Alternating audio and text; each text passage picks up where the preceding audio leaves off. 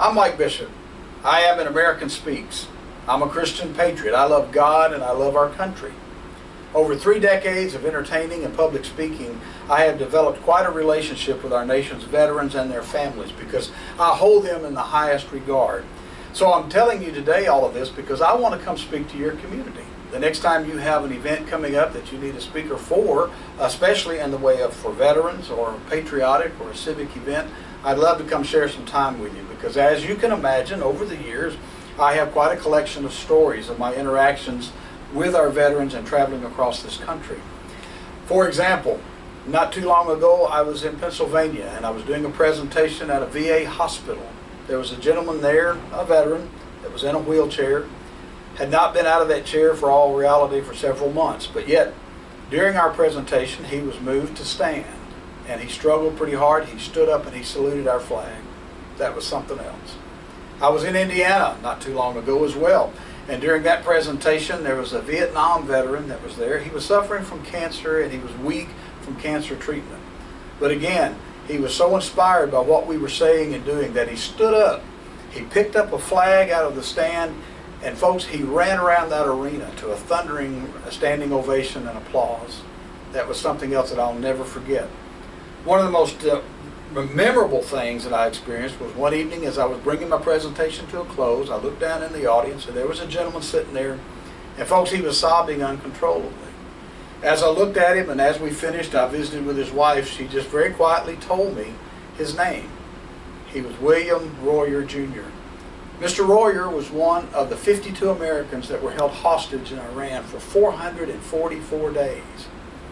I'll never forget getting to meet and visit with him. And again, he was inspired by what we did that evening. He'll always be a memory in my mind. Now in our office, we have what we call our Wall of Honor. And on this wall, it's a collection of things that have been given to me over the years, mostly by veterans or people that have served our nation. When you look at this wall, at the very top, you'll see a sampling of the many caps that I've been given over the years.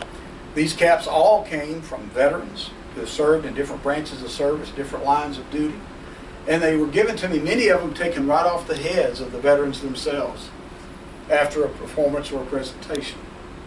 I'm proud to have those and be able to display those in our office. This is a picture, it's an old black and white photograph of the USS Arkansas. It, along with a cap, was given to me by a crewman off of that ship. This drawing right here is one that's very special to me. This was created by pointillism artist and Vietnam veteran Tom Seamatter. And it's a picture of the Vietnam Memorial Statue in Washington, D.C. When Tom did this, he titled it Unfinished Business in memory of all the veterans that came home from Vietnam that did not really get the treatment they deserved. This was given to me after I did a presentation for the Missouri Deputy Sheriff's Association.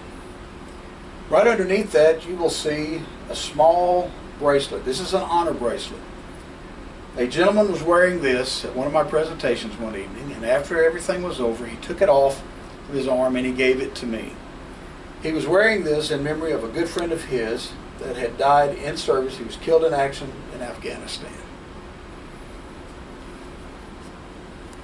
This is a needlepoint piece that was created by a Blue Star mother, and she did this and gave it to me and wanted me to display it in my office just simply because of the work I've done over the years that she has seen that we do in honor of our country and lifting up God. Boots Mayberry, Walter Boots Mayberry. Walter Boots Mayberry is a veteran. He was served in World War II and he was held prisoner in a German POW camp.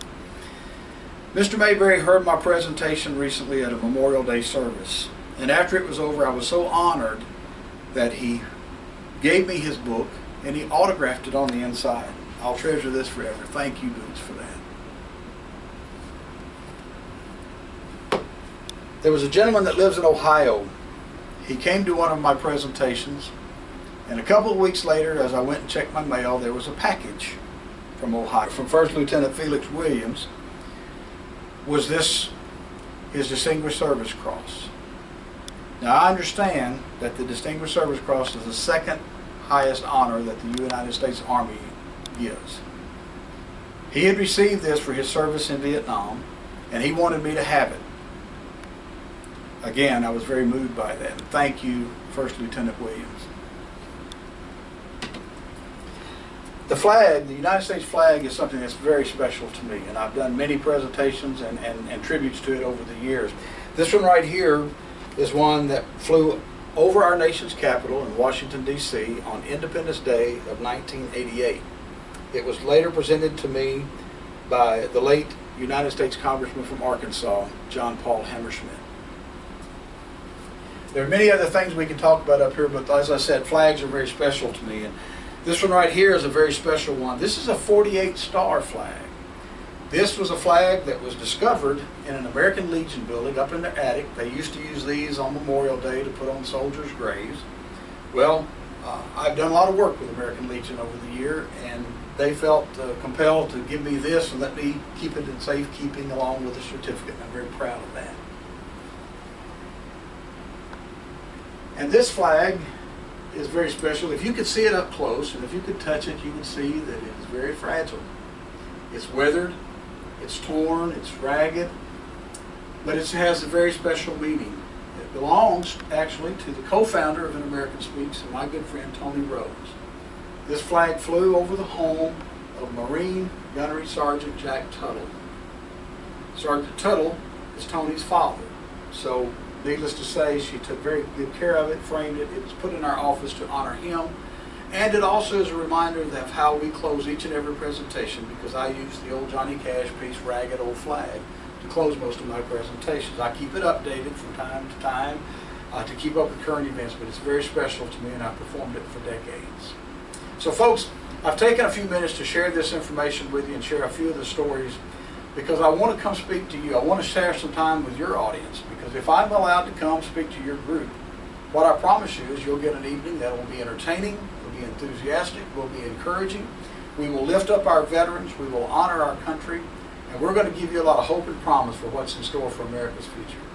Thank you for your time today, and God bless you.